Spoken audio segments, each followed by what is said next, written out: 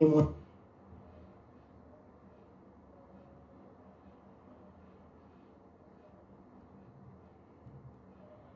batiba me vinduno do fiyogol makka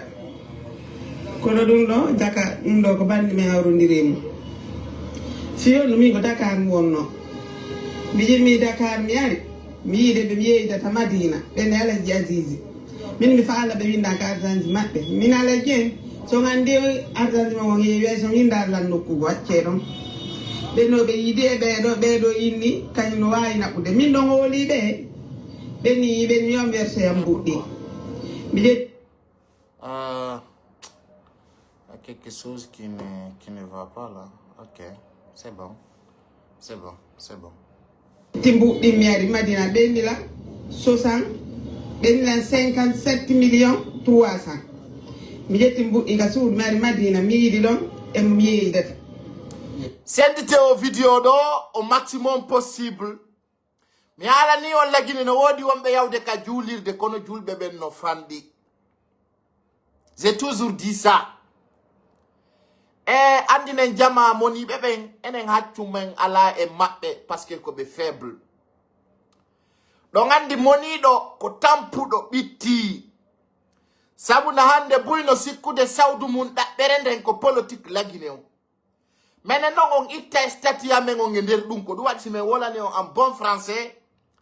Allez dire à vos politiciens d'enlever notre nom dans leur business. Si tayo woni yimbe follibe, yimbe ronkube, yimbe aibube, yimbe hersimbe hore mum, haray sorte men nder on ligne mondon parce que menen men ronkani on de penale mon. Jama on ronkani on de penale mon akay tembe il faut continuer do akune men. Ala, donc ibe ben si tayo ibe moni, mara ibe stressi dum ko haju mabbe. Sabuna mo ala nafa ko yo ware ko dum toni nder ton bareru si feti ko yo ndu felle ala ko ne bareru fetu ndu e hodo kana gonga kono woni ko fetu do bare si feti ko kural wondi ndu e jamaon hara yimbe ben no duwa wattande lila edi be gerata din edi be wadata din eno be gerdata non parce que monana gol mo nyaminta yarnata jeya komandaki Lulani. Mi ala ni on hanki. Hari si don few jana fulbe be ngande on few jantabe. Mi ala ni on engerei. Konko me wola ni on don tu wana e radio. Dum mono fala mono. Fami no wodi imbe be merita ndaru golle. Ara be meritare ugol kapaz do kona do ngandi nafiki kanyum. Ay si werna kanatay. E ngandi dum don rondi ella. O fami ne? Odi yimbe be andanda ore ma be merita ina tugol karezo be ndara jama parce que kambe dugula burabe ay radida be kama be wataga ara ibe weri ibe sinnino ibe wada sama kalawi haray ko andi ngollon tawo musibba on be landarude e ngala do fi pati moloko on andi pullo futa no mari ella mako kanko hondum musikkude hani koko wonno kon 2020 woni 2025 mi hala nibe yo be sanzu dum kadi yo laabu wana fi yo goddo welto ma yo seytin si tawi pate moloko wi général Mamadi Doumbouya no burani mo nene makko e ben makko dum deranzali pate moloko dum kon dum deranzatama dum koy nafigi yagal tawa andi non nafigi alla no hudi nafigi ko deranzali pate moloko ko deranzali dengure pate moloko deranzali sitbe yibbe pate moloko anka fattira da adna way pate moloko anda existence ma on dum mettanta ma sina nafigi yagal sina hara ko fenande falada sina hara ko hala witu ngangal ko wola kono ay do ngala programme kala ko yalti ko majet ton sekkoji mondi ngukko nder ton o famine kala ko yalti ay do laggi ko sekko mon ko gosaka kala ko yalti ko majet ton sekko mon ko ukko nder ton ye ngere fenande imbe calculaw parce que hande kadi goto jokkata do be wi e pular kelle jokkata fure acca jomba son sikki innugol do ngala ko wadanali artisibe fulbe don inna do pati moloko ko fi auto woni jokkirde Doumbouya ma fi suudu don ande ko pati moloko mari wattane yila e di wowlo ton din andi te taw do goto na gore jomo do na goto na stratégie mon na stati mon hande konon tu lutti ko lutti konno foppu sansi fo fami ay no gonon don jokki don ko wiete ko fure jokke don sikko yimbe ben ko fetube ma sikko yimbe ben anda ko faala mi anda onon ko hondu yidat don yawgol yenna yimbe kono dum nafata e ko hondum mardum importance e dum muradu don awasi be moni ma hibe hibbi pate molo ko ala ko geraldo e parti ji politique ala do ko pate molo ko geral kono wadanno do moye hunde stay general Mamadi Doumbouya wawi bannude pate molo ko mi ala ni on anda nafa yimbe be on anda nafa yimbe be anda nafa jamaa ari jamaa on no wadande on piji kado hari jam do sikudari yimbe ben ko fetube andi pullo futa wi wosi komo joji haray haju kala bante boni pullo e buyna do hari no joji yawa e watiga kono men boray system mongo salla salaki mi wi si men mayal men boray o system mo impose don fulbe futa ben a wolay do tumbe nama a jamfike fulbe ben kere ko fulbe tu woni ka parti IFDZ fulbe njelo woni jeyabe RPZ manukugo a wolay tumbe nama a jamfike fulbe ben kere ko fulbe tu woni IFDZ fode wusu fofana ko hondo o mo be wadi do ni fewndo do Suleiman Suzan ko hondo menen taw jettu problème ji mon parti ji politique ay kon boyriji on ala objectif on ala plan haɓɓito ɗon kadi kataji monɗi koyo ngaddu yowon e leñol pullo fuuta sani marsara ba donc kala waɗɗo ɗum e stati mum yon tigi seeko parce que men ronkani onde penale mum a wolay tumɓe innama a tarfike fulɓe ɓen pate molo koko duuɓi jelu mari wattane ila e ɗi wolo ton ɗi ayon joobiɗo wada ko waɗadi gema hande ɓe suspendimo ka kanko e concert lagine ɗum lanni mi ala ni on kala jokkuɗo ko jokka ɗum sariya on no ɗon hande on joobi o maccuɗo bulawjo neɗɗo mo yimɓe anda ha hande ɓe inni hande kadi o yimata spectacle lagine ɗo joni noon si tawi kon yimɓe mayi ɗon jokki en ɗan organisane waɗa di game concert Paris ma organisa noon mo Belgique ma Allemagne ma Amérique onon c'est à dire mo supporte ɗo wo maye ɗum c'est clair et net kala jokkuɗo kala yawɗo e laawol mongol min mi haalannomo minni mo he peti wattan yila ɓe jiiɓay diinama o sikki ko sama kala ɓe yahi ɓe pompimo ɗo ha wawa balorde awa ko hande noon andata ko hombo woni koye puloy koye jokkunoɗa ha je te dis ça de ay ka suspendaɗa ɗo ɓe inni a zuwata hande kadi Conakry spectacle mon frère tu vas lire l'air tu vas lire l'air et c'est là que tu vas savoir comment wonno ma kon wolande ya watta yila hande ɓe inni hande kadi guine de spectacle suspendima azwata concert Conakry tandi territoire la Guinée fo azwata concert awa ko piji sama kalaji ɗinno ko ɓuri ɗum ɗon kayno arde ko fiyon war simi haalannoma law min ma peti watta yila aɗa exciti ala nedi respect ala stati artiste sikkuɗa ko sama kala joni ɓe wallima ɗo ha yi mi woɓɓe no adda ɗo commentaire ji a yiyali ko sengle to waɗi a yiyali ko kaari e kaari waɗi onon kala jokkuɗo on ko ni min si mi yi ka pullo fuuta heɓata probléme mi haalanayi mum kono yaw ɗon pompuɗon mo ɗo way o balorre joni noon miɗo faala par ce que mi haalana on opposition guine ko haaju mum jokki peti a bonnani hoorema ala ino ɗon kaydiri ndi ɓenni o mi alani o kala ka ɓe yimo e spectacle itti ɗo haysi ko goɗɗo invite mo ɓe darnira mo hoore nde ko layi funno ɗo e ala no yurmi ha ndaare médiaji ɗi fof fuɗɗi ke yaltinde joni noon a anday mara koɗo ko inneteɗo mara bole gang hakkude Allah ne andi Guinée ɓe famali kono ɓe famani ay ɓe fulɓe fuuta wonɓe wonde sabu fiyo gere waɗu on fof min men takilayo min nangiray on goto ɗum ɗon sikkude ɗum ko sama kala andi enen ɗe mari jikku kanugu tapote merci beaucoup à toute personne qui est en train de partager enen en encourage ay fenande encourage en tooñe encourage en manipulation encourage en beppale maɗu waɗa di game innugol taw yennu laamu ngu ono encourage mo e waɗɗu jonno miɗo faala andude hande ko mi waɗantonmo udditanemo kañot mi ya soutien mon on parce que Daka Blindé mi sikki kako no ko Daka Blindé kako mo y avait un artiste sénégalais qui a soutenu Sonko gouvernement spectacle sénégalais de culture ani li concert ma konte mo 2 jours Medina moins de 3 heures de temps tay togu concert ma ko yalti ko do inete soutien parce que artiste e wana ka sekkoji mo wurata hande no o walli pay ko hakko hebi problème ka Allahu rabbi be wada posuji peti odun dalu tanoma et puis be watti do wo be convoqué mo kadi voilà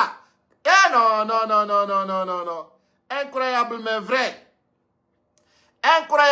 vrai andi Guinée no metti naninde pour le Fouta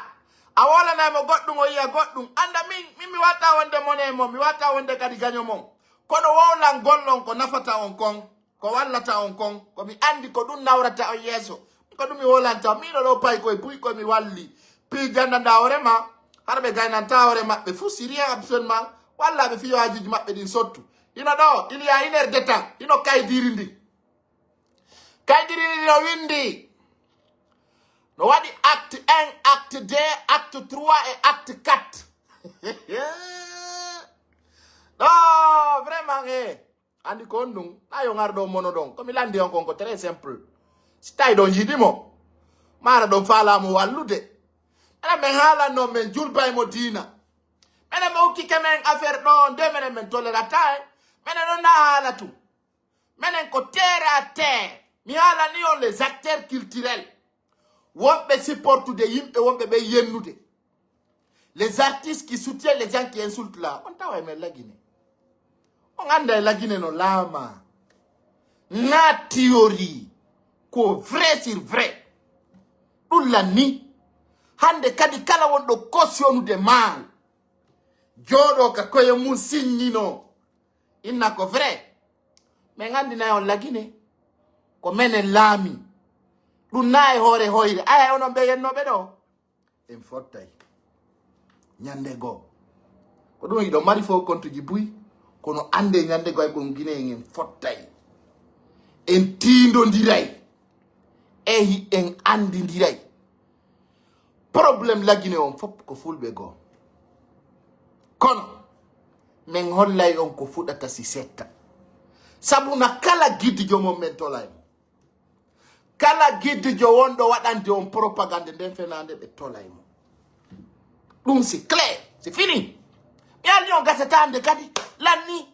c'est fini nayo ndabudo argument ngoy fenande yi dumbuye no wasi kuture joni sinafi dumbuya miliki asoki mfoko weccale mi alno do ka mi ni wada di game on ati ko anda si m'avait prévenu ça mi ala nino minyo on nati ko nganda kala gidu jo won sabu fiyo gere wadu la Guinée be tolete ça c'est terminé ulani hande kadi ko yete jamao ko be respect discipline no buy hande ala yaltinde bi emu ala jabu de bi emu manifesto ala jabu de bi emu nata problème on famille Johnny, no, il faut que vous compreniez une chose. What are the game? Harimo banana. Plangu ngabano. Et je l'avais mis en garde. What are you de kalakana dado be fallet. Si kudo ngonon la mu hauja. La mu no wa ajara maudo tumari wo yona. Donc are ko wana dun non petit un kunate problème ben la Guinée. No, la Guinée. Wozwata spectacle kala ka oya ka de spectacle concert ko benangumu après be metto ya mukambaba ono woni der to ara no mi ido buino posta kono wada ko posto e mon do woni soutien stara con vrebe tayara wi ko wada ko satie mon na posto gol photo yaltine mbudi mon ding jonno mo soda no mo auto jonno mo villa wada no mo hunde tawnde way o anda do wonde makko ara na rugol do posta photo Minni hono naw fambe ko fenande be ci miskino yidi ma ko non tum stay do yidi mo hande ara na fenande wondo do hande wi hido wonani mo so da nemo non goto wal aybe suspandi mo joni ka ngesa makko be ni nayo yimu nayo yo concert oya yenene o artiste rapper kaccu bendi kadi wo musique di makko di ko yeri konto fobe si primay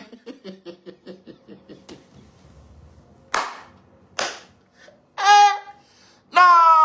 il est foutu pour rien du tout jono so wi do carrière makko ko tuma général Mamadi Doumbouya immi o so fuddito yimo gon ara mi yanali manani abe wallima do few do be wallima ha be buusima do c'est clair bon engarta en toppere no andi nen jamaon yo yimbe be faamu le 31 décembre ara élection wadama la Guinée no andi do no ministre Bawuri amina do fulbe gonne na wo fulbe be lama ki dun ko haju monton min e yendirta min kala fala do mo yendindira dar ton ko rebe mo yendindira min e yendirta e réseaux sociaux min de la hubbina do mi forsa ta yo goto arundara ko an jettata moneji madi parce que ara ida stressi mara bernde manu moni na bon je suis facile mignon c'est que l'argent fait là l'argent ne parle pas chinois l'argent ne connaît pas une communauté mboudi ding si di wali que c'est les intérêts qui fait des liens mimi achaka e mom mignon ononge min na e lawol gotol tanke don dar de lang tawi ko fenande wona do mi sokkay monemo dum kadi ko laba ni on dum andi onon do mari problème gotum problème mon ko hondu ko sikkugo lara yimbe ben no holori on maare yimbe ben no habbori on goddum non jabe ko yimbe ben faala ko minni on tanke don opposé ko jama on faala ko be ukay o monnaie ça c'est clair dans ce cas informez-vous hay e hunde on wawa parce que on ala dole kadi jalousie yagangal no tampinio ko andirton hidon anyani wo pati moloko ala te général Mamadi Doumbouya okumo auto général Mamadi Doumbouya okki pati moloko auto kon nous dérangement kono ay tunda mari anniye bonno ko dum wiete yo alla dandu en jalousie c'est une maladie sans soin jalousie c'est une maladie qui n'a pas de médicaments ay tagado min ko weldude wawa tala ngandude parce que mi do andi jamao si be e sikkay be andi mara be andama hey mena men gengay ganyo mena me wala ko mettata enemies voilà ko do mena men inata yenne enemies mena men aja kay mono mana mena si do moni hara hidon hippi mara hidon esteresi on ngara indaro men holla ko finata si setta Bawuri ba ala Bawuri holli Côte d'Ivoire wo décembre élection présidentielle wada la Guinée oya yo nene para ali ubano ka kaso 2 ans de prison ara selu dale no ka jananiri yimbe no lando wo ko général Mamadi Doumbouya hombo yada ta élection ko dun jibida ato général Mamadi Doumbouya la made ko parti politique jel wonno la Guinée andi onon don't mari souci don't mari stress don sikkude haray koy parti o mon no konti goddum Bawuri hala ni non be wi temmeun e fandude ko temmeun ko dum pullo fuuta wi lekkun ko fandu kun wodi kono ala hulay kun walugol e yasi ene me landa ki partiji mar idole ma partiji di ala dole mene na dum me landi ko me wi décembre élection waday andi nde don wowlane on nanata on yi'ata on faamata hidon sikkude onon koye diplôme oy mon menen men haja kay diplôme parce que ko men wolanta on ko hay diplomatie yi'ata dum Bawuri yewtuno on law o wi wattane yila andi onon ko wadirto on sikkay doore don commandi goddo de la yi'a do puloy koy ala ka wala no nan hulbe de Doumbouya mi ala lan kirda on parce que ko woni kon on sendindirali gonga e fenande on sendindira gido e ganyo on sendindira lawol tunungo e lawol labungol menen non koko men wolanta on do ko men tout souci wolde dum parce que menen men habaki yo goddo welto tapote on bus Bawuri o hewti don andi joddunde jandunde hino waɗude Côte d'Ivoire kawandintini ton élection législative on o votete le 21 septembre 2025 o wi élection présidentielle o waɗa e décembre ɗum kay noon ko nasikke ko pellet waɗe jonnon e on élection ɗo ndare seede fulɓe ɓe jokkuɗon ɓe perdini o par ce que tagaɗo yo waɗu politique konta politique waɗu décembre Aliou Bano ka kaso décembre selludale ngala lagini décembre antiki sa wattanali hila atawo itake Guinée yemɓe fewndi totoɓe ɓe parce que ko ɓe wonma waɗande campagne wata ɗaɓɓu kaydi Guinée wata ɗaɓɓu carte électeur wata ɗaɓɓu kaydi jibinande na ɗum ɓe wonma innude o nani docteur Amadou Wuri Ba ay tagaɗo so jangi o faami so yewti jooma hakkil faamay min ni on itte politique e leñol ngol sina ɗum ñande go ara e harana on Guinée ɗum ko docteur Amadou Wuri yewti ɗum docteur Amadou Wuri Ba ɓe holli wo ko honɗum holli Guinée on ko Guinée jo o wana yeeso ma ngo nde ma haala ma kan ko kaydiri ma ndi andi mi haala ni o sendidire sobe e Samakan sendidire wonɓe giɗoma e wonɓe gañomo si lappiɗo Canada ma lappiɗo Amérique ma lappiɗo France mo susta arde lagine wiima kañum wata resanso ma wata ƴettu kaydi ma on ko fiyonu wiiru ma ɗum anda wawi boycottude Dumbuya konto tippuɗa si wawa ɗum sina e fenande sina wolugol ko welata ndaroɓe ma sina e weccale honto ɓe tippi mo suusal taw artude lagine min ni o woɗɗitiɗo fabutako ka wuro mo suusali arde lagine no suusi innugol itta e Dumbuya e laamu mi wowla ni o min ni on heyi watta on wattu hoore mo yimɓe komoɓe ɓeyna on ɗo meɗen torade Allah kede Dumbuya kan ala torade Allah mi wi on ka fatiya sa wi bismillahi rahmani rahim landi ko ɗum firti Allah wonana julɗo tun ma kefeero tun ka aduna ɗo ko wi himo wonani julɗo e kefeero ka aduna ɗo julɓe ɓen tun ka lakara ko ɗum woni nder ton ko ɗum won ɗon tampinde hoore mum honɗum won ɗon tampinde hoore mum andi faame Qur'ana yewti on ayon wi kon julɓe Qur'ana yewti on fi aduna Qur'ana yewti on ko honno woniri kono ɓawto ka tawi wana on julɓe wana on yimɓe faamuɓe ayna on faamayɓe Qur'ana wiyalima ko julɗo wonani ko aduna ɗo hen Qur'ana wiyalima ko kefeero tu wonani ko aduna ɗo si tawi ɗon andi ko on julɓe oɗo yiɗi gonga terte fi politique par ce que politique on jente kono ardi non kono ɓawto ka tawi janguɓe ɓen si ƴetti yewtere si tawi wana e ko faala ɗon kon on teddintaɓe e hino yurmi par ce que ɓe waɗi monogame affaire on kono si Allah jaɓi min sortay ɗum e mon min gandina on e campagne mo min fokkitini o e laawol ngol men woni on addude ngol e mum on sortay affaire leñi kadi watta on jaɓan feetuɗo hay gooto wiya on général Mamadi Doumbouya no wayi no wayi wano kaari wayi ma kaari ɗum fof ko fenande min pay ko sare mi wawa baabe ngam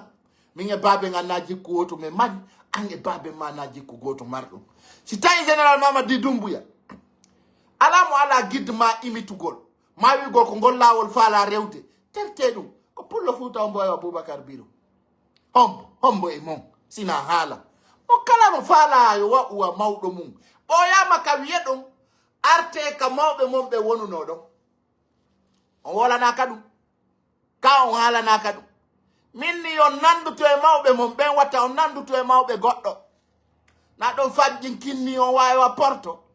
na ɗon fanƴin kinni on wawi wa américain na ɗon fanƴin kinni on wawi wa allemand ɗo fof ko fenade pullo Fuuta on o wiyama so laamoto o arta e Fuuta o jokka ko mawɓe makko ɓen jokkuno kon fi o wawu ardagol o anda ko pullo Fuuta kono sa sikki a fempoto Amérique ma Canada inna wola e fi la Guinée ma a desida e fi Guinée haray ɗum hino kirɗi hari Alpha Josi mo laamade la Guinée kon ɗum e honɗum o jonnete noon ara so jetti wano histoire Boubacar Biro on buinani ma karamo ko alpha mo labe ma daka on labe dun do fo diwe den fop sa yewtama a anda si tawi alpha jonno darne dari har ko di piiji tati do jonnete ko suufa jo e ndaga wangal ma finkari ndi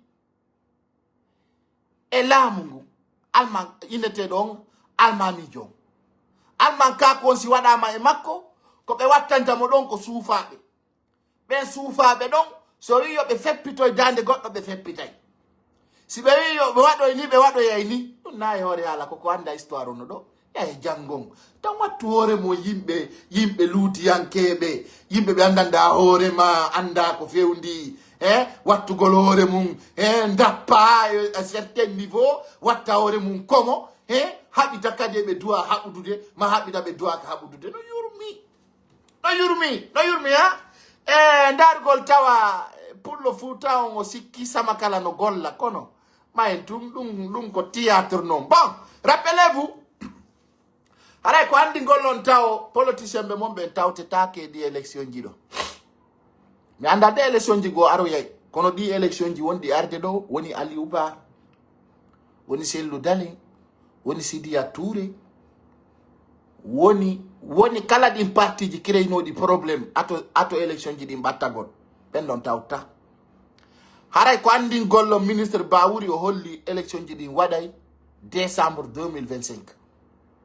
joni non si do marno hakkil ko dun rewayno don fi on tawtu kono do on tawtata parce que mi nanay wobbe no reva no inna si Cellou Dalein tawtali élection wattala gine ko fenande nani mo wiima dum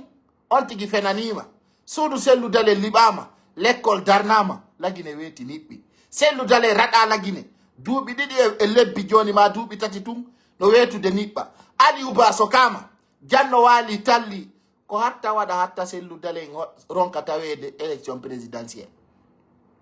waday fuskadi memino tako parce que mi halana on law fi on fam ta on jabu be dayni ro on kan élection législative waday le 21 septembre 2025 IFDG tawtata don nande dum be wi ko mema itta meminta komo jemma ay tout Cellou Dalein jabu no 2020 o jabi 2015 o jabi 2010 hatta o jaba 2025 be wi ko nebi be ko nebi ndiya rewta ilon don nande ngal pula ndiyan da rewta ilon ngola si wadi duubi temedere ndiyan da majjata ilon mo ngola si suudu darnama awa ay Cellou Dalein jabanno be 2010 o jabani be 2015 o jabani be 2020 on sumale ari ko suka par rapport ka woni do hande goddo inni mala IFDG tawta élection innu be nunnu fanka minni ko fenande mi ukadi ko pay ko sare jonni sur son andi min ko mi wolata do kon naya landi to dum e tribunal ha be faljine wi ko pay ko sare wi e tawtata kadi non mo yeddi alhaali on hollaymo ay don andi so yande don daru delan ha ala ko be gerali min na yenni ndiro min ko mi yewtata kon hino rewi lawol e hino bendi rewaya ala fenande dey min na ko yimbe wolanta on ko yiddon nande min ko gonga kam mi arata mi fensita min na on ko ni tawa kadi jilla an laabi poy si dum fe'i andi golom IFDG ka président Cellou Dalein tawi do ben don be tawta élection andi mi yewtuno min ni IFDG ala kare wada congrès nala nonu kami hala no do min ni on le 19 et le 20 avril si la kare no wada congrès IFDG no wada congrès wo be wituati eki min ni na moi eki mi hande mi mai gonga an kalutay yo yurmende alla den tippo yalla jusmani fatako biddo gorko o mi wawata andutude fi pullo mi yejjitamu alla jusmani fatako yewtuno fulbe ben gonga be wi o jokki fenande on tigi yawo yata wa ko fenande jokki on tigi hilto fenande no yurmi mi hande be loti hakkille sukabe fulbe go be manipulio ebe daynion ko ni kadi be daynirno babirabe montagne couture yette Allah ko Allah tawni men jamanu men tawata men wawa yon andinde lawngol wato subagol ko dandata on hisina on hara on natali al balaw on andi min ala ko be gerali do fiyo mi nato e game ji mabbe din wala wallen buyno ga e doa be udi hakkunde men très bien mi ala ni on wodi commentaire ko gotum pettu commentateur ara yey min en son katado min e goto men yeddondirta ma men wada hoyreji ala kune mo min ayala wadi joma Facebook do imo wiwo mo wadi ko labaka da way mo pottinde mi pottina e on tigi ya foto yo o fami dum don ko hunde de nan da ma très simple hunde wonde très moderne min ni on wata on force ndaru gollam parce que on yida gonga on yida ko yete ko gonga no musa on ka bernde mo sago mon o yimbe be wolu fenande nyala e dum mi maninkajo gaynowo no burani lampullo fenowo mi ala ni on dum maninkajo gaynowo haaju no burani lampullo fenowo mandanda orema ko fenande baabi ko fenande fokkintini menen hande mede yetti alla men ala yude pullo futa no fellire wa keruru hande mede yetti alla sukabe be wawi jabude lawol amengol menen men duda kono si men wowli jama on jabay dum ko très important menen si men wi gerelanni kala ngal wawda fallirde atawa gerelanni menen de pimen wi hande kadi manifestation tawa kala gine o yide go on manifesto kadi Europe ka olor don men interdit ay manifestation jidi inshallah sabuna men yahay men yewta ministre d'affaires étrangères ko laabi o ƴetta précaution ji parce que si be faminama be anday lawol be ƴettata ngol on anday ko fi lagine won do wolde chaque pays lagine no mari représentant jo si tawi hande ko yahugol bonna France ton mede wawi de ko al-Qaeda ko sabu hidon bonni ka leydi lagine ko dum do gando yaw don to mede wawi on créer des problèmes ji on anda menen on anda men ay menen gere menen ko menen mari plan dum menen ngalle no addani men piiji di andanda hore ma si men fawi madi ayalta tay problème on di fiddarayni menen wawi montude dossier je hore mon men créana on problème ji di waddo lagine onon tigita so yi hulo mi ala ni on min mi fawayo min ay tungo wi on fenay on créer problème buyno rewi Nicaragua do so watanali ila men créana on problème ay si mi yonge manifestation menen ko menen wawi on créer des problèmes hara Donald Trump rondo ton pita o lagine hara hay ngiru nganyaki hara kadi ko avion militaire atirio ay on ara tunge fo konto e mon ko mi taw walli rebe doy be porto akune men voilà mi ala ni on welalla mi wi ay koko e budon innugol jabay asile politique yimbe ma waday dum natirani yalterni mi wi menen men créana on problème ji lagine di taw don taw comment état mo wondo ngi mun on attira men na de problème justice on anday ko état mari dole wana citoyen ko état jonnata ordre état jonnata ordre ko état mari puissance ko do wadi mi wi wondube amembe wata on hulu wata on ma ponani atti debe annieji mabbe bondi din atti debe stratégie ji mabbe din ils vont nous voir et ils vont savoir mena men nal de jango mako aroita kono fewndo do ay kongol amen no doga e lamungu tanke don hollude mon ko kulle min rewna on ka kulle rewata don ko woni so wi mi fena yara ko holdon ko fo on fena mi ala no min no wada di game on ata e problème honto fewni ko don min ko mi ala tan ko do fo na fi goddo welto wada di game hande mi do habbi ko no wado mo wallude Sénégal do kadi goddo manifesto ta ko do sinar ko fi soutien général Mamadi Doumbouya mo manifesti ke do sabu politique Dakar do yo do habboda ko feccata ko min do ala duda na ala wi mi wi si a holi ko mi woni ko wolde do na gonga essayi wadu goldara min na hay nyallal fo ko lere didi mi jonnuma tawa programme ma o regili menen ko pika don yowane don diya yalta don lekki hebo direct na mono mana stay ka bi bemma mi ala ni non déjà Dakar do wobbe fewdo bi woni Maroc wobbe fu ino indugol menen Dakar don sa ari me wadete dum e dum minni do mi wondi Amadou Ba mi jindi ko sabu ko pullo futa wolata mimi hulata min ya andala sina haraka telephone do min ala ko mi den isina tawata hara mi herse dum ma mi teddima sina dum min sa yejjitila mi yejjitima ko dum hatta mi toro ko fi jango tami min su bawo ma parce que min bonnata gike min mi abano ada mandara mi ya pay kusare mi sikkanano ma min kongol don tum woni ko mapinta mi tagado dimo ko dum hatta mi toro ko dum hatta mi yaka goddo ko dum hatta mi fena ko dum mi do wakkilani hore am parce que mi da tagado ndara yam sikkanano ma mi yay do buy don essayer yennugol yimbe andite ben no mari droit si Portugal général Mamadi Doumbouya on wata ampesude dum ko do wadi hande pate monoko o wadi acte labado acte yidado jama lagine on fono wolde fi dum pate moloko lama sidibe bintalali ala atisi jo pullo futa mo yimanal do sellu dalen kono wonti gebi ala wadi don andi music ko business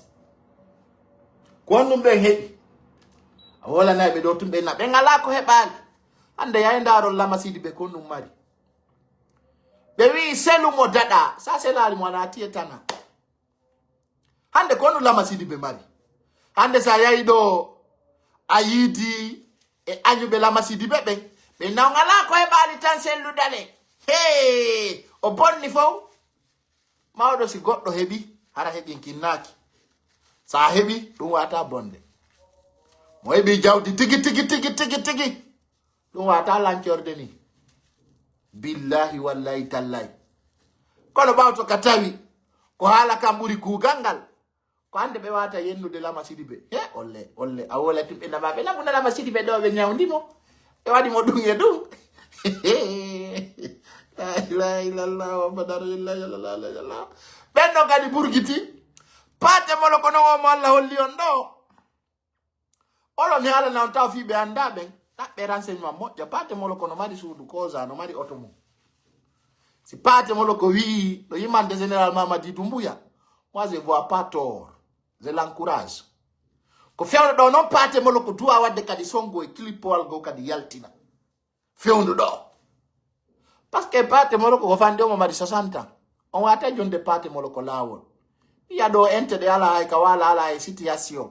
yimbe walo be kombo si jino ina de yi pate molo ko hersini yore mu pate molo ko jokko lando ko lando jokkete yiman Doumbouya ko anduda ko vap jokko Doumbouya kon do yiruda afia ay manali Lansana Conté ay manali Dadisi Camara ay manali Sekou Ba Konate ay manali Alpha Condé sa tawi nafa makan ko surrata mako mi andi go yanda yidi Doumbouya karda wiuda Doumbouya no bura manene may babe may be ngure manden e bibbe mabe fo afami few kono yarete soso e ngin ya nyere ma doy monata ali aéroport jawata avion wonu der ton tiede dans l'esprit azaya yima ni do Mamadi Doumbouya mi yali soso jono yennamo mi yali maninka jono yennamo mi yali pullo futa no yenna azaya fode baro o yima ni do Mamadi Doumbouya mi yali soso jono yennamo mi yali maninka jono yennamo enen ko fionu si pullo futa fokkiti Mariama Kankalabe ala ko men wolali modon kono Mariama Kankalabe yima ni do ajali matu hay buro igolo hebali hay buro igolo hay papier toilette Mariama Kankalabe hebali papier toilette lande stawno hebuno papier toilette yo holli Mariama Kankalabe o moy kanko o yima Doumbouya tun hebi otowa kono ko wawno da wiude o naati affaire mi anda hondung hande mo woni bien himo jokki ka CNRD ton ko nafa ka wullete peti ko wullani concert ko angal mbudi say artiste jono ya yima ka aldo itti 20h 3h du matin ko angal mbudi wadi sekko do o ari concert makko wo 3h 4h00 ara o tippike o zwata buri leer goto ay artiste jo pullo no ya olo ka aldo don itti 22h ha 3h hara o heɓali 1 million farankine timmude to sikkudade kadi yimɓe ɓe jokkana on ɗum mon frère aljanna ko kadna ɗo fuɗɗata nani si wela yo welu si welatamo kala yo seeku ɗum c'est clair ay tout général Mamadi Doumbouya holli jawdi lagine ndin ko guineɓe ɓen jeeyi kala ma porɗo si ari a tawimo a hollimo ande ma simo wawi o waɗay général Doumbouya mo wi tete ɗon on tigui waray men on tigui naatidira e men vrai menen mo inni Doumbouya iway ɗon la ilaha illallah muhammadu rasulullah sallallahu alaihi wasallam e puis a waray men a haɓɓay ɓoggol ka dande daasa menen o yenniɗo nene amen sabu Doumbouya mi wiya on mi waɗa o yenni baabe ngamen e yimɓe amen fof sabu Doumbouya sikko menen men aray ɗo men signina on mi wi ko ɗo noon men habbino on ɗo mi wi mo wi ittay ɗon Doumbouya on tigui haɓɓay men ɓoggol daasida men hande kon mi wolanta on ɗo mo inni ittay Doumbouya on tigui waray men ɗon taw par ce que menen hande kadi min ƴetti espoir amen o fop min ƴetti avenir leydi ndi fop min ƴetti hakkille amen ɗo fof min fawi e Doumbouya jonnon meɗen woni prêt piyede fi Doumbouya meɗen woni prêt yoɓe naadidir men fi Doumbouya c'est à dire kala arme mo marɗon meɗen woni prêt ni min hulata on min hersata on kan hulali hersuɗon ɗon jokkuɗon opposant fenande minen min hulata min hersata min jokka gonga général Mamadi Doumbouya kan ɗum ɗon yo laaɓiran on wa télévision ɗo meɗen woni prêt piyede fi Doumbouya meɗen woni prêt sokkede fi Doumbouya meɗen woni prêt kala ko won ɗon prêt meɗen woni prêt ay tum min andi ja si Doumbouya iwi ɗo mijani men ko boni andi ɓe wi ngaygu holletake ay non on holli si Doumbouya yahi e ja on warayɓe e ja ɗon faala men sokkude awa si général Mamadi Doumbouya inni wonata candidat on tigui wartoto mi waɗay ɓoggol ka dande mi warto mi panditoto si général Mamadi Doumbouya inni wonta candidat on tigui waɗay ɓoggol ka dande warto haray ko ɗum ɓuri mi ɓattagol min pay kunsari si général Mamadi Doumbouya hara o eɓɓoyino wonta candidat mi yaha min walo ka palais o suma so rewna e otoje ɗen o rewnade e hoore amen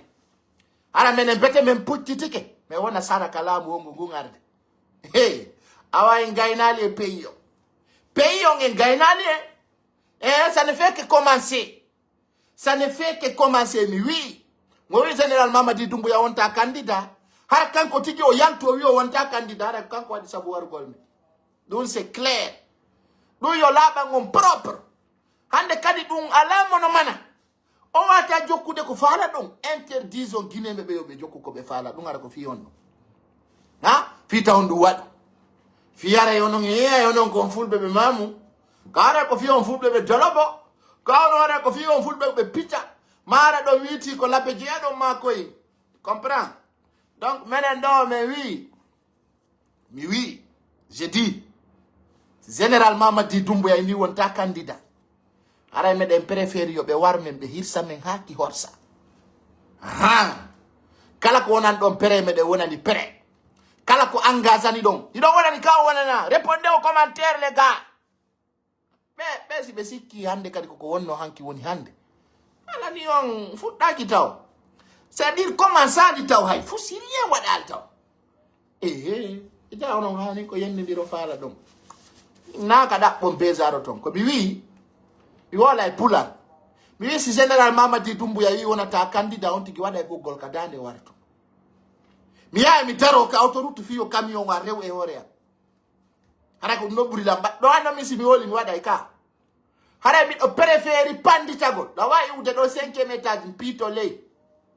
ko ɗum woni nder ton taw mi haalna on taw tellement que meɗen engagé andi fi on ɗum ay tum on wi onon si Doumbouya wi on waray men ma sokon men toñon men waɗon men jaggu si général Mamadi Doumbouya ini wonta candidat men yaha men soka palais Mohamed Senko ara o yaltata ɗum kadi yo la ilaha illallah muhammadu rasulullah sallallahu alaihi wasallam ɗum rewata e Ammara Camara rewata e Djiba Diakité rewata e Bala Samura rewata e Paul et Pierre ko menen wona e CNRD les acquis de CNRD menen Allah hokkata men lanɗo suka lanɗo famuɗo lanɗo mo ala ethnocentrisme lanɗo marɗo gikke lanɗo teddinowo mawɗo e paykum lanɗo anditanowo feetuɗo e jikkuɗo menen alla danta me wano général Mamadi Doumbouya fi ki kala je son jamais so vede menen son famali ay dum ko haju mom dare no ger donc ara dum taw yo wona ngon pré andi tongol kongol do ko kongol labungol wana kongol ette donc min hande min si den wondi se wonda ay tum mi feta mi anga ka mi buɓɓaki oto minni ko général Mamadi Doumbouya mi wonani mi encaisse ay kala probléme wondo bawo ɗum ɗon c'est clair no yo wa'a on kadi wa radio ɗum ɗon kadi e yo la poy no Aliou Ba on ɗo ɓe wi ɗo taw ko 5 ans de prison 5 ans joni ko si jeejama ha o yaltira kara ko anini mi Aliou Ba tawtata ɗo a élection jiɗi ko ɗon taw dowa ɗo mapagol andite Aliou Ba c'est on perdinimo élection présidentielle on waɗa décembre 2025 o tawtata andi mi halan non Aliou Ba e politique makko o wona influent donc Aliou Ba ɗo 2 ans de prison si général Mamadi Doumbouya gagni ke élection jiɗi mars o waɗama investiture e nder ɗen ɗon balɗe ara yurmede Allah no tippi e ɓernde général Mamadi Doumbouya o waɗa ya décret o inna o grâce yi Aliou Ba yo yaltu yo kaaju makko Aliou Ba wona opposant fi ka assemblée ɗum kadi ko simo faala so faalaka kadi mi wiya yo pot mi wi hino plan décembre mi waɗa élection présidentielle législative lanna ɗon mi waɗa investiture président ngam men ɗum ko général Mamadi Doumbouya si rabbu samawati wal ardi salaki si Allah jaɓi si ɗum feƴƴi min grâce Aliou Ba simo faala tawtidi élection législative on o tawe ono de ɗum ɗon o tawetaki o yalta wona opposant 5 ans so woli kadi haalaji déplacé ɗo ya o fotoyo par ce que onon ɗo laaɓani o watamo yaltinde ton ka ɗum ɗon laaɓani o wonani on clair Aliou Ba si tawi ko fimon o maya ka prison laaɓi ka laaɓani laaɓi boy ɗum na probléme pullo fuutani wandi mi haala ni on wana pullo fuuta on mari probléme ko onon mari probléme onon haɓɓitiɓe ko leñol laamoto si ɗum feƴƴi mi haala ni on bandiji boyno négociide piiji mais ça va se savoir allons seulement haray ko watti e mun taw ɗe weltani bolonda on fota abbe mi ñama ɗo soko lawon taw fiyo jama on faamu e hoolo on andi mono seytini men men seytina e tamu ñama soko lawon nan yo jama on hoolo taw menen men monaki menen si ɗon seytini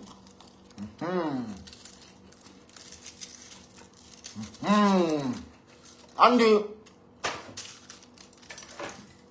jama no money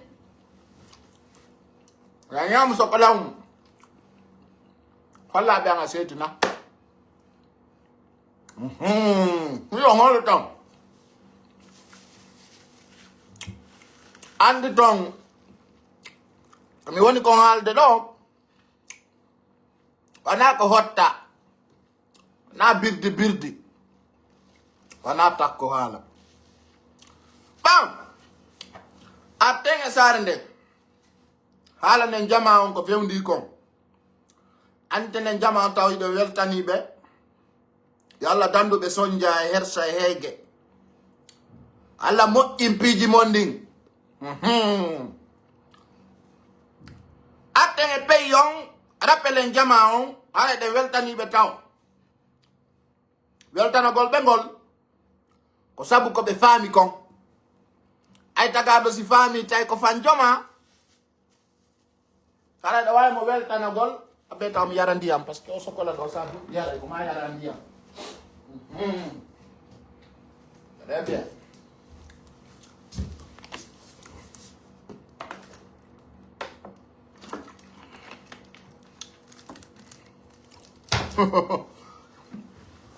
voilà est-ce que ça va terte wigo yimɓe no jamfi on ministre Ousmane Gawal waɗani on yewtere Libéria o wi goɗɗo jamfaki on mi halani on kadi hebe hakkil andon wana fulbe tun para o il sera jamais candidat minga mi da hala mon hala fenande min si dumbu ya wona ali candidat mi wartoto mi wada boggol ka dande ono ngo wi uno taw transition on fait état le 31 décembre ka konto fewnda ala abbo bedo foko ittetebe ka pasando siga bedo voilà très bien bonsoir hein aronga ni don holor sellu dalen mi sikki tungo non do kon komobe mi da e window commentaire inde présidentiel dalen terte ben haabi dino e mom fami ben haabi dino e programme di mondi few ben be yida ko don ko wolde inde mabbe andi ko ndappaje terte dum kon do fesude do fenande fo ko fi fulbe be ngalaka warede victimizo don en andi programme ngol nafi me nganda manipulation ji montin wapu menen ngandi ono jokke don ayono ngon wi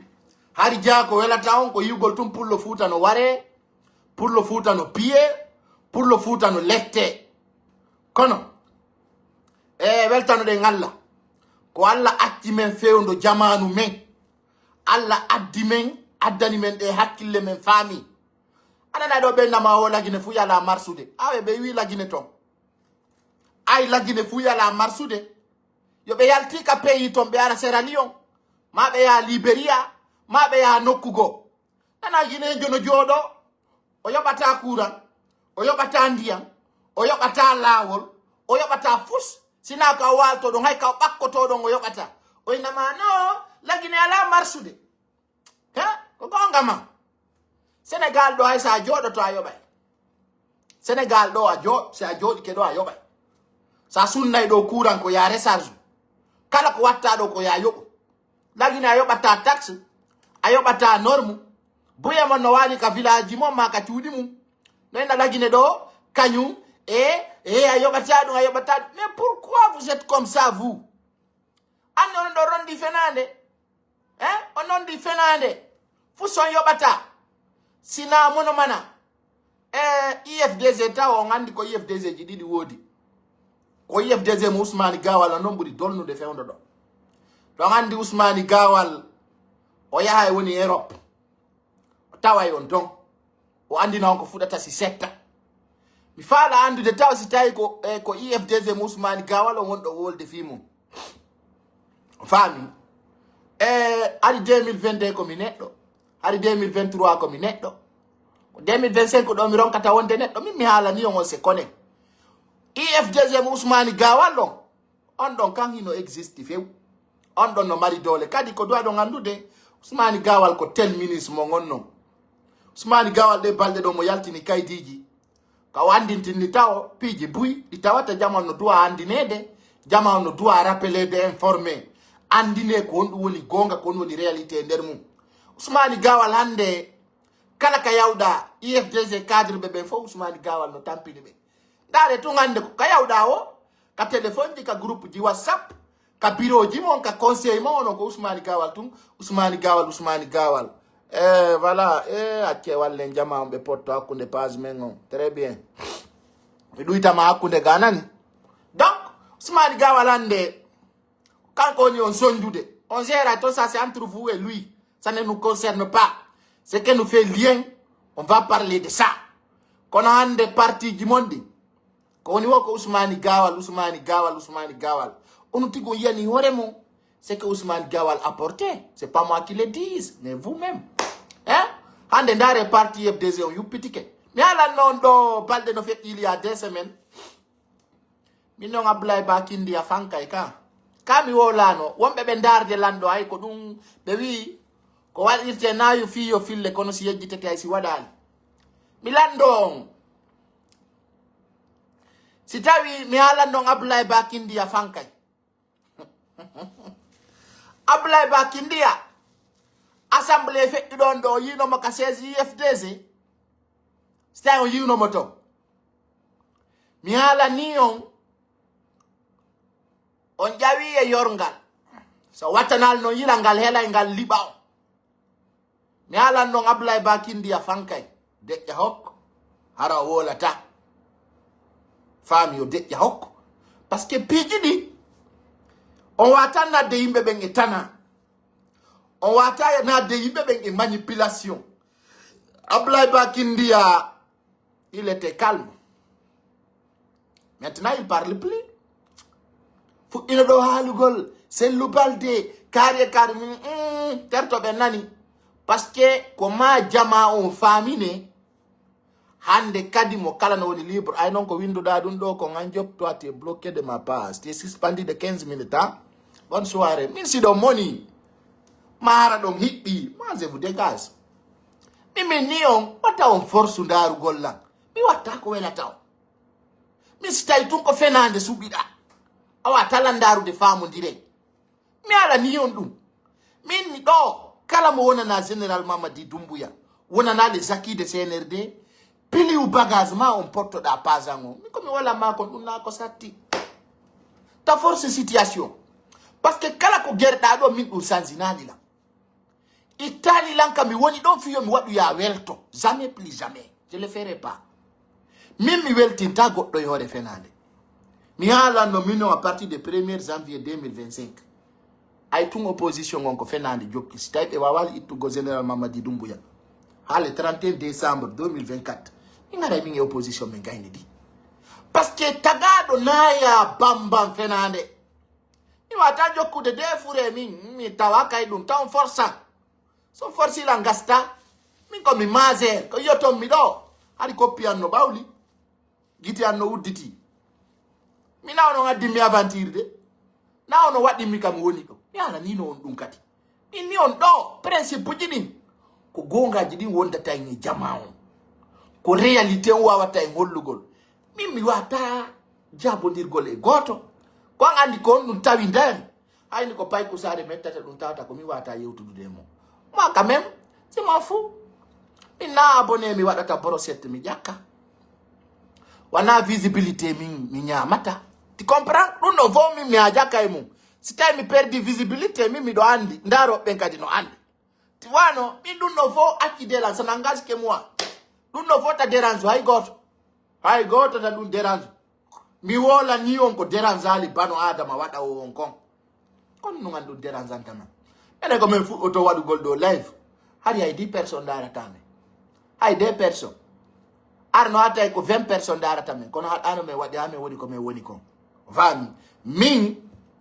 ko emmi fuddi mi hewti de.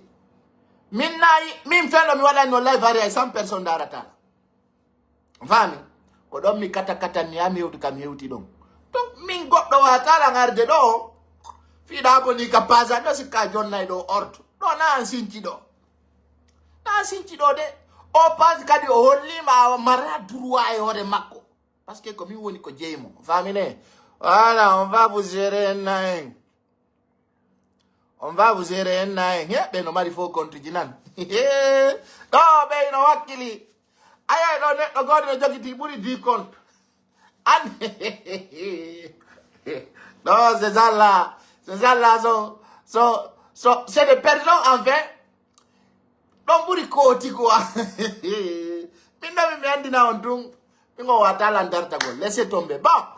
Haray il faut lanto andi tinde fingu haju. Yonko bedo biro be mengi do nani. Parce que c'est quelque chose de très important, on va passer sur les séries. Dare do haju. Dare do haju nani. Pe yon hulbinike. Hala ede do. Ede. Edite do. Nduna do fiyogol makka. Muma badiba. Me vinduna do fiyogol makka. Deysa. Kono dum do jaka dum do ko bandi me hawrondiremu. Fiyo no mi go Dakar wonno. Mi jimi Dakar mi ari. Mi yide be mi yeyda ta Madina. Ben Alaji Azizi. Min mi faala be winda ka ardanji mabbe. Min ala jen so ngandi ardanji mo heewe so winda lan nokku wacce don. Be no be yide be do inni kanyum wayi nabude. Min don woli de. Be ni be mi yon verse am buddi. Mi jetti buddi mi ari Madina be ni la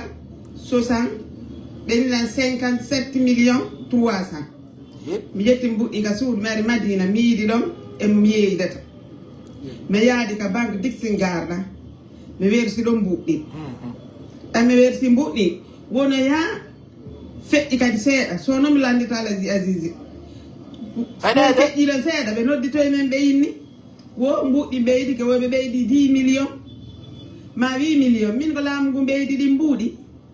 ɓe no min Alaji Dieng laamu ngu wawata ɓeydande ɗum ɗo yimɓe ɓe min laamu ngu ko 54 millions eko fayi yoɓini onon kono hewtirɗo 65 millions min mi wawata ɓeydugol ɗi mais Alaji so min ɗon ɓeydinaa ɗi mbuɗi mi portay plainte contre mon e tawi pellette le mi waɗay ukkirilan sabu ɗum ɗon sono sono min ɓeydi macci passeport e junngo maɓɓe macci passeport e junngo maɓɓe sono min o waɗi visa ji ɗi amilandi goɗɗo yahata Saudi ɓaawa visa min o waɗi visa ji ɗi par ce que mbiɗa anndi visa fof natta toon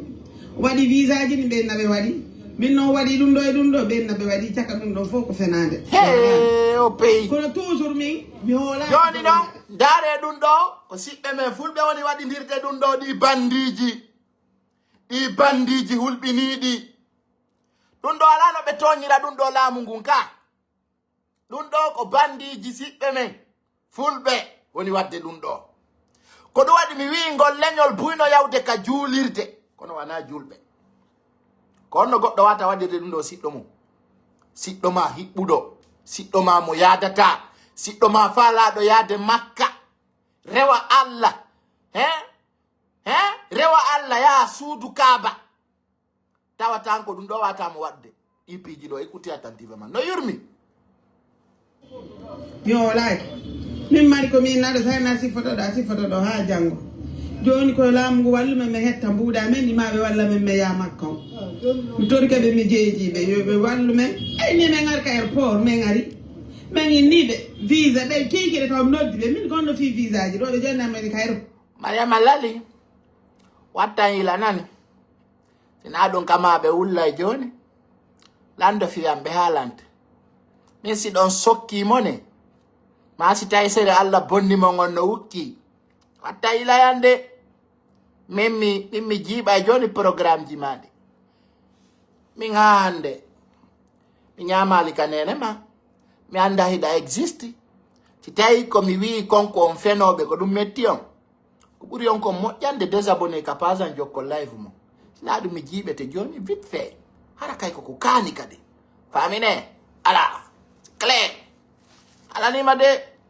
min sekingol ɗo goɗɗo no Allah yarondiyam mi wolnama kadi konguɗi mettuɗi yidiraje bandiji andi prostitué moderne buyno e o parti ji politique ɓe haɓɓiti komin ɓe hollata ɗum min noon sikon prostitué moderne o suuɗa e lanɗo fami sikon bandi ma si tawi kon bandi guine faites attention na ɗon Afrique anda e joni fima yami nata ka page ma mi yetta toon foto mi ara mi jonna source ji ma ɗin par ce que ɗandi ka bandire hulɓinide min o jejira bandi ko yeyti kippe awi no naati e parti ji politique moi quand vous rentrez sur ma page à pagaye je vais mi découpa yonde mi lamarani rewɓe teddungal ha kono min tagaɗo so ari ha o tawi ko esprit zéro à la base mi alnima ko mon ɓe wulla joni petit commentaire on tu wattata ɗo mi décapitete direct je te préviens ala e kikiɗe taw noddi ɓe min gonno fi visa ji ɗo ɓe jonni amen ka aéroport bimmi min ni ko hande ɓe waɗnomin programme ɓe 29 personnes ene hewti ka aéroport subaka min de saka ka woɓɓe mi waalo nayi ka am mi waalo min de ɓe hollanka maɓɓe mi waaloya toon mi wawata yigo symphonia jemma e 3 heures jemma mi debbo e foti lan ɗo molto malta fita mi andoy kaɓe woni mi noddi woɓɓe go meɗen duwano yaadude yiɓe nder gagoy mi noddi ɓenno meɗen mi yomi waala ka maɓɓe ɓiɗɗo gorejo honno gorejo ɓiɗɗamo ngat ɗowtinmi mi yeeyi mi waali to min noon no visa ji ɗo ɓe bimbi ɗaddadi ka aéroport min biyeji ɗin noon wo ɓedda bimɓe ka aéroport min noyi minni o min ɗum ɗo min yimmoɓe amɓe min mi hoolaki ɗum ɗo min kono ha mi yiya kono mi hoolaki min tanki mi ƴawari ka avion mi jooɗi ha mi hewtoye sawde e hunde mi hoolotako joni min komi mari komi inna tawi mi a siffoto ɗo ha tawa ko sonde a ɓurti joni ko yimɓe ko lamɓe ɓe wallumen mi hetta mbuuɗe amen ma ɓe wallamen mi yaa visa fusti ala toon ɓeni yomen yilto ɓe inni men wosde e landi ke men yomen innu ko Gana men fokkiti mi Abidjan yomen innu ko Abidjan da Ghana ma Abidjan Ghana ala watan bandiji la hawla wala quwwata illa billah fokiti ko kambe visa mi hewti Abidjan to men be tumba me kaaru kadi bena be men Ghana wo ko to men wadoyta visa ji di banne naati ka airport bo be yinni ko Abidjan fokiti wo be ben tandi wo be fena tan wono be yube do joni be ni kambe de di sonki no be fuddi sonko de fayda ko du wada affaire on fi mi joni ko mari ko minna yo tumbo ya walli to men me ya ma walla me tambuda men ni me fo ko mbudi miskin dumbu ya ala hunde ko wada e dum do ay fendo wada no don dum do kimi taw do ka pazando na est-ce que ya no do yimbe exagère beaucoup merci bonne soirée on va mi dumbu ya ko no wawata wadande dum do est ce que dumbu ya jonna principe ji no yimbe be wawata yarugol ko yimbe guluje sappo 10,000 personnes woni ko lagine okka no wodi principe ji reweti ko e dum do fo wona wiede yo pullo futa on dabbu kaydi régulière parce que siga dum do goddo anda dum do hebay no bedo on famu de encore no goddo kupiniranta ma bi afa kutudo makko yakko Côte d'Ivoire yata hono do way wonirde comment on peut faire ça mi ala ni o burde wonde lorude leñol mengol ko yimbe bombe no wodi ala jibe no be do comprimé bondum no do ala jibe be kapoti en fo ino anda ko bandiji hulbinidi ino e leñol ngol kono goddo so stawolde a wala tumbe nana ayenni men ay bini men awadi men dum hara hino réalité ji din tawata anko siddo ma yangi do ay 65 millions 70 millions on ara yo bambude junga ma fi yawgol makka yetta di mbudi wada on fenande ay haray be anda sikka an anyama dum sinnino da ma anya mini on buino do aduna pucha e mabbe parce que wana julbe ko wonbe wiide ko julbe kono ko bandiji delenkanji bandiji hulbinidi dum do fobe jetta non be habbitobe duuja e laamu senerde ngu écoutez attentivement cette dame no hulbini no hersini e no hawni asi foto do ha dare e bimbe ka airport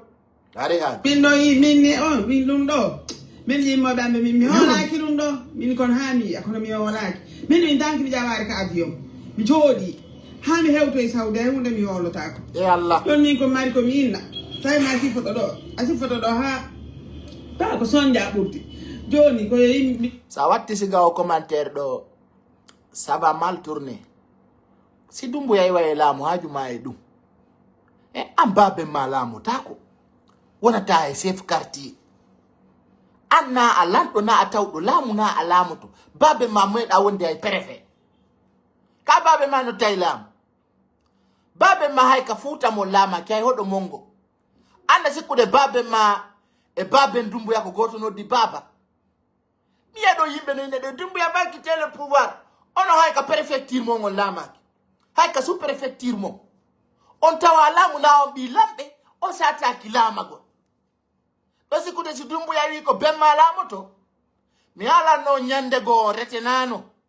ni yo nayo Alpha Condé woni haaju foti si Alpha Condé yara ko be faldo be lamu to tay wanano woniri est ce que don nande ko won don ko ngala nede kontare o to nginno dumbu ya wi lamu kono lammini mo kawono don andi ombo lamu to o wattino hore mo savan yimbe fenobe mi anda hatta yo mayde monde ayara don andi ko arata jamais plus jamais don prevena fi mayde monde nka awa mi hala na on dumbu ya lamu to dumbu ya ko lando dumbu ya ko lando anana be dono andi ko wala taw ko de penal be aro be yaw lamu dumbu yangu yani ko anda si lamu dumbu yano yani jawmo yani imbe fetube sadir tuma mi yo woni tawai nagge ya gangal no e mom nagge ya gangal no e mom modya non dumbu ya va kite ko mboni andadu la ala ko ari luttude ka adna do hay laamu fir'auna lannuno hay laamu numurudu laamu hamana dum fo lannuno kono non tanke laamu dumbuya lannali meɗen ɗon parce que naafi ɗon faala yo dumbuya yu ittitamo nawno lammini dumbuya go ɓen noon ɓe faala ɗo yo laamu ɓen laamutako men ɗum ɗon kadi yo henan on déclari combat hakkunde men combat mo santanɗo ɓen ɓe faala ɗo yo laamu men ɗo minen ɓe laamutako men par ce que o mettiti men décembre ɗo kadi min waɗa élection présidentielle min waɗay élection on yiyano hoore mo on suma noon dumbuya jooɗo comme ono jooɗori gabon noon comme no Bassirou Diomaye Diakhar Faye jooɗori noon comme no Umaru Sissoko Embalo jooɗori noon on suma noon min ndaara kon ɗum wawɗum wadde aha on suma min yiya mi anda ko honɗum on suma ɓokkuɗon harana haala wi harana jooɗagole kene mene meɗen loppayi ɗum mais wi moni ɗon welti ɗon fof no fotana men sans entendre men fos rien parce que ala ko apporte ɗon sina merde on to labajo mo windo ton ɗon on sustayi on o tippata lagine tanke dumbuya no laami na ko on ko on no saati aroygol no asile king ardini stay ko on holorɗon on holori fenande o kereyanno on frappe kon to yalti so on holori tolaba so on holori modi sori bari on holori fenande waya wano holorɗon ni selludalen ko fenande yaltata sendidire gonga e fenande pullo fu tawi mo wi sodante paɗe darɗe o watti ɗen tolaba ko ombo commandi hay si tawi 10 000 personnes darimo ɓen ɓe heɗotako mo ɓene min fenɗo mi wiɗo hande kadi manifestation ala Conakry wanno ka on yiɗa manifestation Conakry accuwal ngal men koɓɓuno ɓe anduno ko ombo wolata gonga ko ala ombo jaɓa ɓene ko menen kerey magge kerey Fouta fotti fi général Mamadi Doumbouya on faami ɗum ko ma tabita e hakkille mon na nombre yimɓe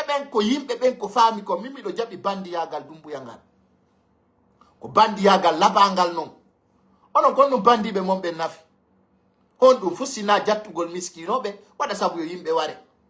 taw sikku de ko imamuɓe hikkindon do yeeso c'est des prostitués politiciens ɓen fusi ɓokka e bandiyagal maɓɓe wela par ce que ko foti bandi au moins gara on tigi heɓay ko faala ko wano bandiyagal alpha ko ndegal wono on ko honnuɗi bandiji mon nafi hay bandiyagal maɓɓe fota minen bete min waɗi ko goto habbake o min yaadi e laamu ngu onon noon hay ɗum on ɓokkana hoore mon iye onon ko wawɗo wo ko si on warama ko si on hersinama ko si yimɓe mon piyama onon ko nottu wawan ɗon jama o onon kon wawan ɗon yimɓe ɓe artiste ɓen foppu faami hande o yi Paté Moloko o yi Azaya o yi Mousto Camara yana plein kala kadi artiste jo jokkuɗon e fenande mon nden min hukkay mo e probléme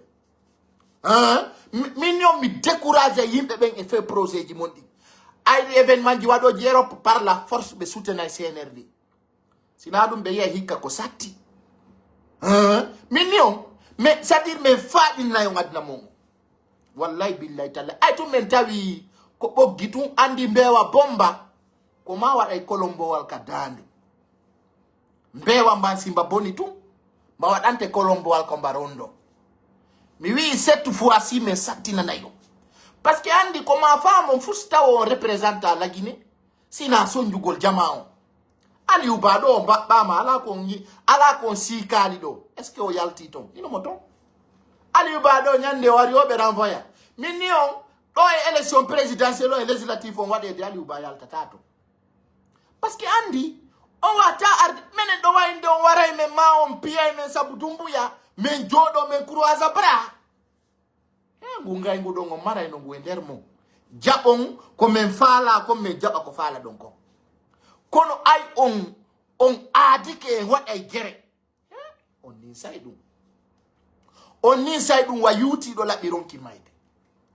c'est à dire ala ko regrette ton ɓuri ɗum ay o anni e mo feññin ɗon taw ɗon wata wadde liyon wingi wi tan daran gite bonɗe dey ha mi yaltina peɗali yande par ce que si mi attaquima heɓata solde goto solnantama ay tum on holli onon faale mon on kono Doumbouya wayre faale mon on kono Doumbouya liɓire faale mon on ko kala jokkuɗo Doumbouya on piyay mo ma waron mo on waɗi ɗon ko accayno ɗon ayo ganni e bonɗo ɗon o marayno mo ka ɓernde mon min faminay ɗum maninkaɓe ɓen min famina ɗum fulɓe ɓen min famina ɗum forestier ɓen min famina ɗum sosoɓe ɓen min andina on lagine wana fi mon onon ɓe jogiɓe ɗen ɓerɗe bonɗe jogiɓe hen jogiɓe ɗin planji jogitiɓe on stratégie min holla on kadi tout est possible Allah no wondi e wakkiliɓe ɓen kono wonda e taafu Allah yiɗa fenoru Allah wallata jokkuɗo fenande si tawi tagaɗo koye fenande o fawi e jamfa fen on yatta alpha konde hari ko laamu o faala wana haala on yika yalti ɗon ka sino sato yi laamu toɗo lagine to waɗay ko siga Aliou Ba si nebo ɗo e nder duuɓi 30 naɓi yeeso kadi ko yon andu piiji ɗi hande kadi minen mi wata joɗade ɗo ɓe wara fulɓe ɓen fi yon heɓu inde mo kala katoto ko ber ko wawi kon waɗira no wawiri noon hande kadi gil haala wi gi ala nafa haala wi fenande ko ɗum mayni men détruise on de nani min lappay on min hollay on kadi minen na haala tum ko golle ɗen kugal ngal nana ɓe inna ɗo a janfike leñol leñol ongol min janfi ono min janfori on innugol tan ware ko janfagol on wigol tan yaltu fere ɗon kaje ko janfagol on ko weɗo toon min wo ko hoore amin ɓurani men menen min on do min fi goto wara talantemedere wattinan min si tawi ko ɗum metti on ko minni mi yennata ko dumbuya mi aybintamo mi sali hande mi sali ko mi arata mi teyi kadi pas kala mo metti on tigi waɗi goɗɗum mi yi'a ay min naalita wonan mo faalaɗa ka min nimata wonan goɗɗo est ce que miɗo kondanuma fiiɗa wonani goɗɗo mi kondanama min ni kala mo yiɗala on tigi no ay portagol na probléme mi forsata goto yo daruɗo mi haaja kay ɗum ko woni chaque 20 heures mi waɗa e vidéo janɗi no wowiri noon il est de temps 30 minutes ɗum duwa kama mettude ko wawɗa he hande kadi mi darta paykul sare nan dara no si tawi ɗum haɗa e paykul sare ñamugol ma walagol ma wonugol ka o woni ɗo kono so wi onon monoto pompa e ɓerɗe mon aray ɗon kirɗa men dara ɗum ko bare darata radio aray no yurmi famine donc ɗum woni nder ton ala on signalay ɗo ha signal on hoore mon tawon kadi fu son wawa lo pakay ɗum ɗin ɗon yurmanmi ga wallay si mi yon onon yande mon nde aɗa ɗon yurmala moƴƴa noon ɗon yurmi ha piiji mon ɗin no yurmi toriɗen Allah ko yo Allah wallu on si Allah walli on haray c'est bon parce que ɗon yurmi ande mon nden kadi no hanini jama on moƴƴa naɓi yeeso voilà ande mon nden no kirɗi no yurmi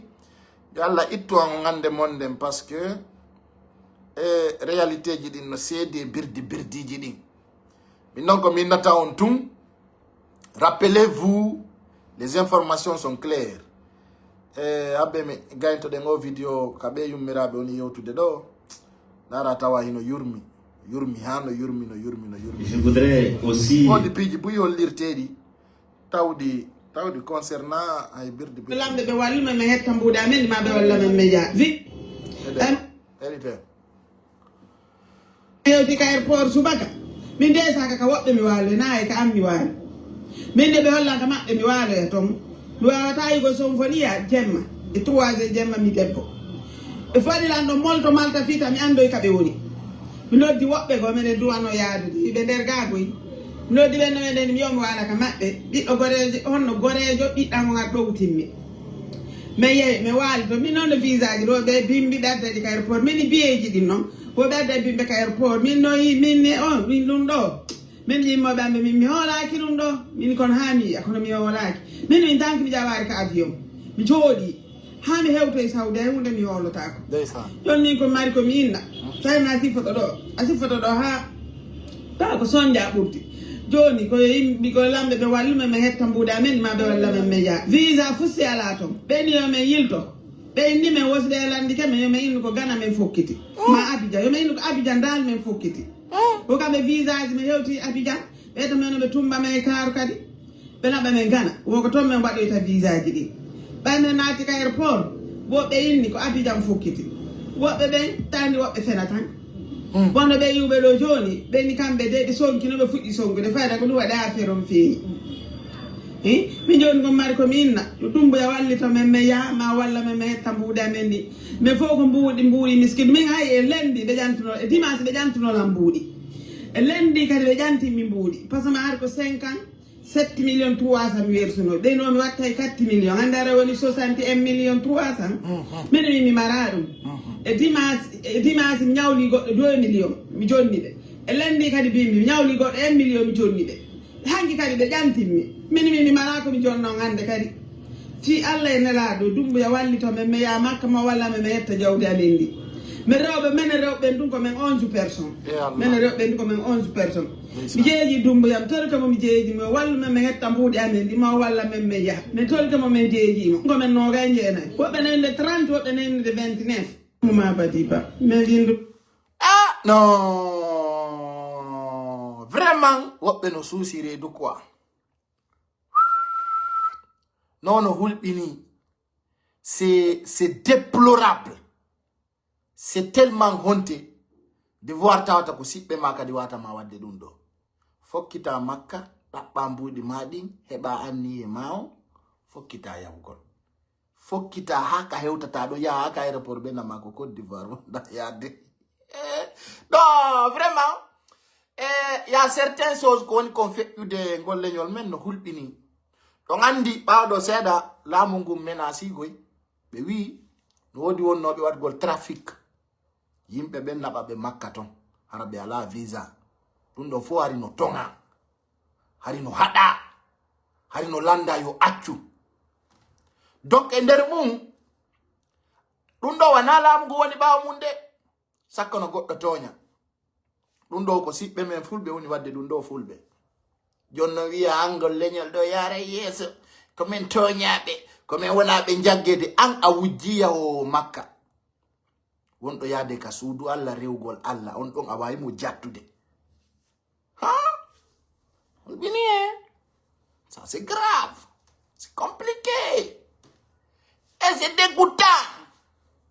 hawli yalla on dande bone ɓe bandiɓe yalla on dande bone maɓɓe yalla on hisi en ittange jungo ɓeɗo parce que ɗum ɗo ɓe guinemɓe ɗo siga ɓeɗo no hulɓini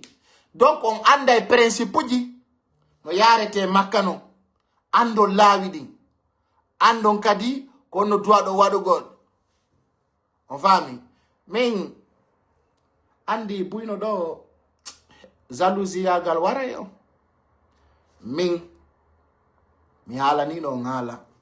kono on famata andi tagaɗo o dowa heɓude ko wiyete kon wawgol andugol live makko on quoi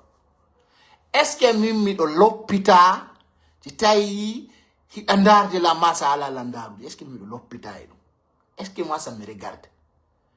min mi haalanima tanke ko fenande wonɗa siɗa darude lan a sokkoto mone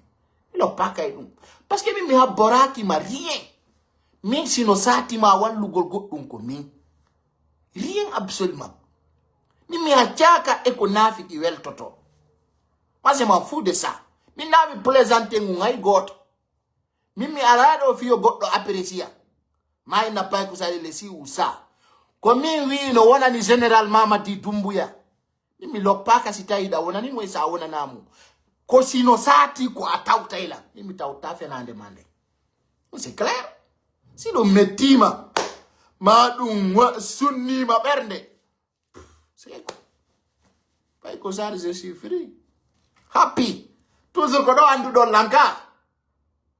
fimi yahi ka général Mamadi Doumbouya est ce que ɗum changani lando goɗɗum rien toujours bien dans un bon niveau confortable donc kono andi ko moni si tawi noon miɗo ñawlima wala mi yoɓama hala ñande mi nomaɗa o ministre kadi o maya nde ñande mone nde ñande on sokkoto mone ñande weti napay kun sare ko ministre nde nyande ben dekkay pasam be na iye nyande nan do pay ko sare ko directeur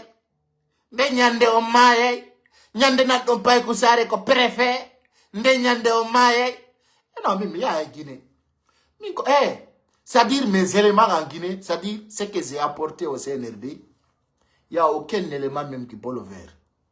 Minko mintuwa éteindre de pénal monde ça gindir no dondo. Yo merde on fenay. Janka di wali tali. Andi si mi Dakar do mi ay lagi ne won be Dakar do be yinna mi dogi. Harale mi doga, mi tabita do tawando mi hula si mi tipo lagi ne. Mi ay lagi ne ara fuska de omboka. Rien. Hay wombe lagine ben fu yon wawa nabe wombe tomben wuri ton woni ton en wawa nabe goddum ko mi wawa ton goddum. C'est ça la question posée.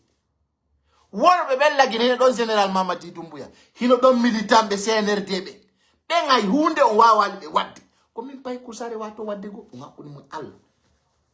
kono sendindire sobe samakala sendindire sobe e samakala. Woni Dakar do kami wonda e CNRD wawa na lan fus se mi yayi non laginere ko min e CNRD wondi konno wawu don acce daynugol hoore mon acce fenangol hoore mon acce wolugol penale min ko minata on perdi jabe on perdi aron tawton men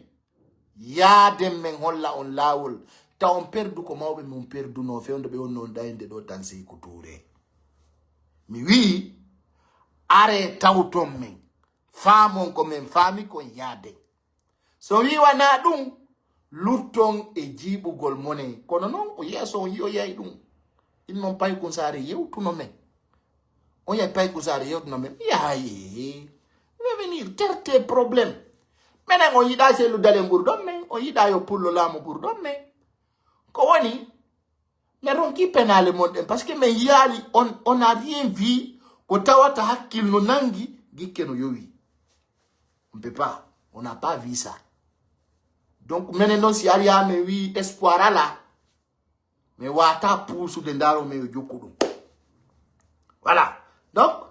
alhamdulillah rabbil alamin Allah wadi menen lamu no valide me hino yidi ko men watta ino men wadirta ala wa andi ko jokata opposition ka wonda e lambe be ngalla wadi hibe yidi men hibe yidani men hibe holi kadi golle amen de ande sa yuti ka pale Mohamed Senka ini pay ko sare ben c'est le king non na fi yazi le king azi le king mi problème jidi yazi le king wadi di mi wada ali feccere dum kono CNRD voilà ce qui est important. CNRD, on a une marque problème. Biala important opposa gol wonan dobe. Menen kala ko men hebi do nambara hari ko sabumo. Ay non alla wadi men dari men tawi onon kala mayan don ko zero. Mi mayan ta onde. La yidi on non je vous aime beaucoup. Kono min la tawadde ko mi tawata onon tigi on wadinta bibbe mon.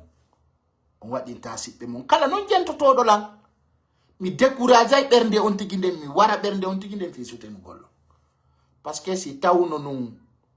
hidon wawa no soutenede hara no fo no bawmo kuna mi dali mi tawi onon tigi conviction ji mon di wana linji mo yudi mi do wayo ngajude kono jama fo wol tanga e mu jogi dom